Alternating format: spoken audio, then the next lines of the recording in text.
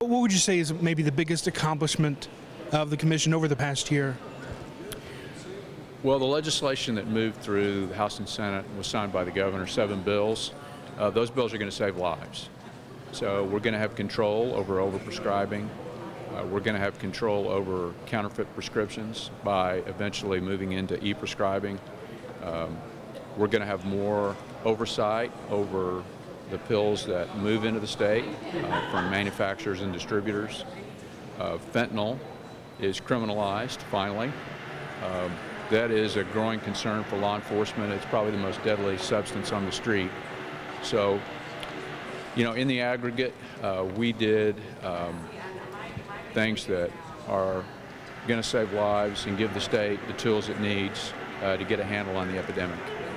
Is there anything that was left on the table, anything that wasn't accomplished that you'd like to see accomplished next year?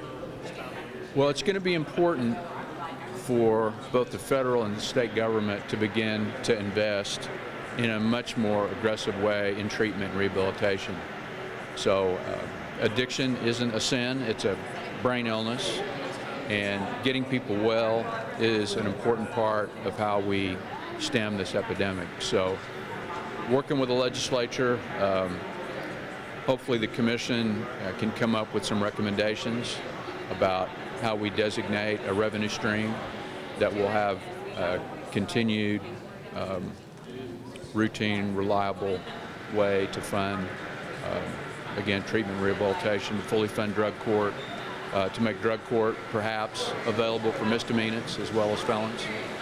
And I was going to bounce off that with the changes to Oklahoma's drug possession law and the changes to some felonies. Is there now a gap, a hole, or a crack rather, for people to slip through?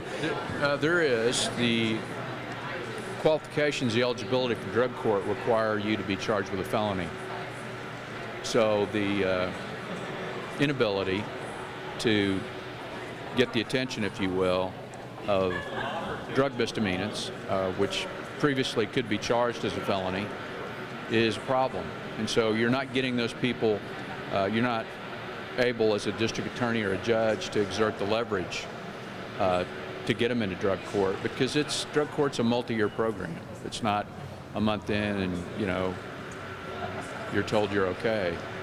So if misdemeanors are only looking at a year in jail and they look at the commitment to drug court, a lot of them are going to make the decision, I'm just going to take my time in county jail.